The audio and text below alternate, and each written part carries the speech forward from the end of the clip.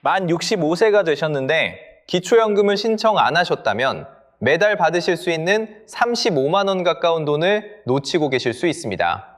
기초연금은 가만히 계신다고 자동으로 통장에 들어오는 돈이 아닙니다. 자격이 되셔도 신청을 안 하시면 받을 수 없습니다. 받으시는 분과 모르고 안 하시는 분, 여기서 갈립니다. 나는 집이 있어서 안 되겠지. 아직 일해서 소득이 있으니 안 되겠지. 국민연금 받는데 또 주겠어? 자식들이 잘 사니까 안 되겠지. 이렇게 미리 본인을 지워버리시는 분 정말 많으세요. 그런데 이 네 가지 오해인 경우가 많습니다. 누가 받는지, 얼마를 받는지, 언제 신청하는지, 어디 가서 어떻게 신청하는지 이 네 가지를 오늘 한 번에 정리해 드리겠습니다. 보건복지부 기초연금 기준이 근거입니다. 끝까지 보시면 이번에 신청했다가 떨어지신 분은 어떻게 해야 하는지도 정리됩니다. 첫 번째 질문입니다. 누가 받을 수 있을까요? 조건은 크게 두 가지입니다. 첫째, 만 65세 이상이어야 합니다. 2026년 기준으로는 1961년에 태어나신 분들이 새로 대상이 됩니다. 둘째, 대한민국 국적을 가지고 국내에 거주하고 계셔야 하며 소득과 재산을 합쳐 계산한 소득 인정액이 정해진 기준 이하여야 합니다. 2026년 기준으로 혼자 사시는 단독 가구는 월 247만 원 이하, 부부 가구는 월 395만 2천 원 이하면 기초연금 대상이 될 수 있습니다. 여기서 가장 큰 오해를 풀어드리겠습니다. 집이 있어도, 일을 하셔도, 국민연금을 받으셔도 무조건 탈락하는 게 아닙니다. 기초연금은 단순히 집이 있다, 일을 한다, 국민연금을 받는다만 보고 결정하지 않습니다. 소득과 재산을 정해진 방식으로 다시 계산한 소득 인정액을 봅니다. 특히 근로소득은 2026년 기준으로 먼저 116만 원을 빼주고 거기서 다시 30%를 추가로 공제합니다. 그래서 일을 하고 계셔도 실제 소득 인정액은 생각보다 낮게 나올 수 있습니다. 재산도 마찬가지입니다. 집값이나 통장 잔액을 그대로 월소득으로 보는 게 아닙니다.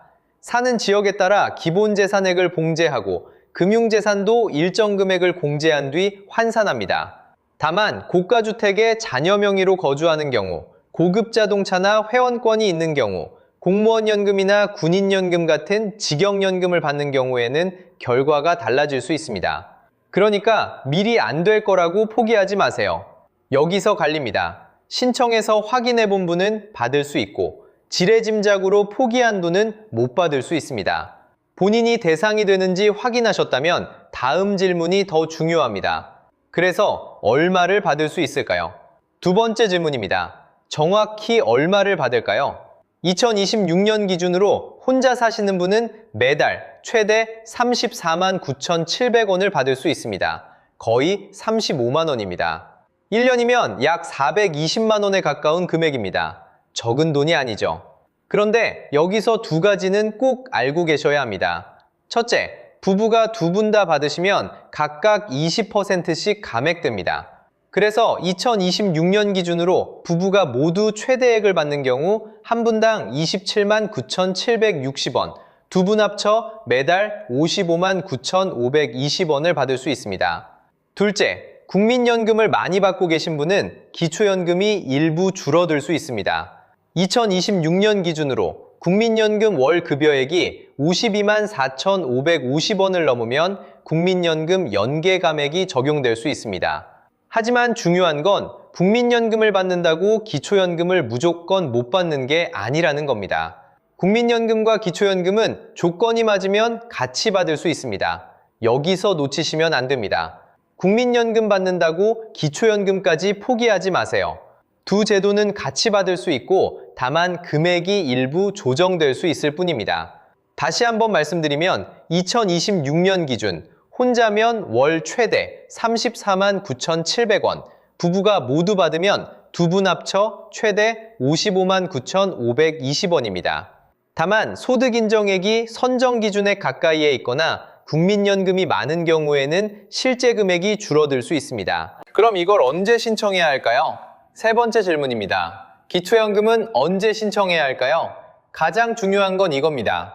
기초연금은 자동으로 나오지 않습니다. 만 65세가 됐다고 나라가 알아서 통장에 넣어주지 않습니다.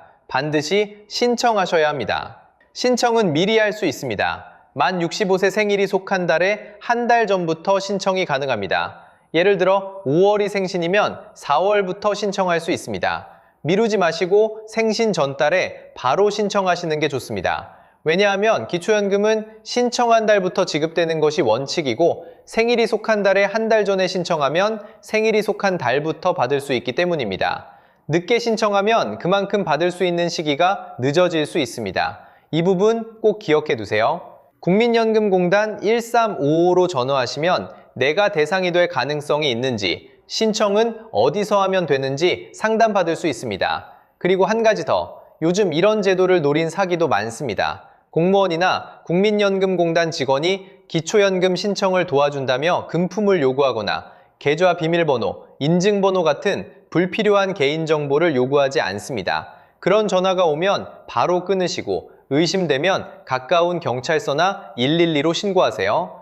이제 가장 궁금하신 부분입니다. 어디서 어떻게 신청하면 될까요? 신청 방법은 3가지입니다. 첫째, 주소지 읍면동 주민센터나 행정복지센터에 직접 가시는 방법입니다. 가장 많이들 하시는 방법입니다. 둘째, 가까운 국민연금공단 지사에 가시는 방법입니다. 국민연금공단 지사는 주소지와 상관없이 신청 상담과 접수가 가능합니다. 셋째, 인터넷이 익숙하시면 복지로 사이트나 복지로 앱에서도 온라인 신청을 할 수 있습니다. 챙기실 건 기본적으로 신분증과 기초연금을 받을 본인 명의 통장 사본입니다. 배우자가 있으시면 배우자의 금융정보 등 제공동의서도 필요할 수 있고 전월세로 거주하시면 전월세 계약서가 필요할 수 있습니다.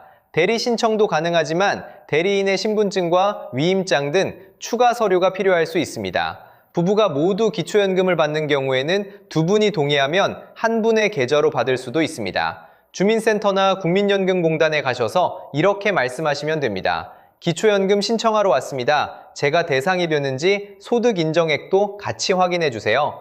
국민연금공단은 1355, 보건복지상담센터는 129입니다. 여기까지가 기초연금 신청 방법입니다. 그런데 이번에 신청했다가 떨어지신 분은 어떻게 해야 할까요? 신청했는데 탈락하신 분, 너무 실망하지 마세요. 잘못이 아닙니다. 기초연금은 소득, 재산, 선정 기준액이 바뀌면 결과도 달라질 수 있습니다. 올해 안 됐어도 내년에 다시 신청해 볼 수 있습니다.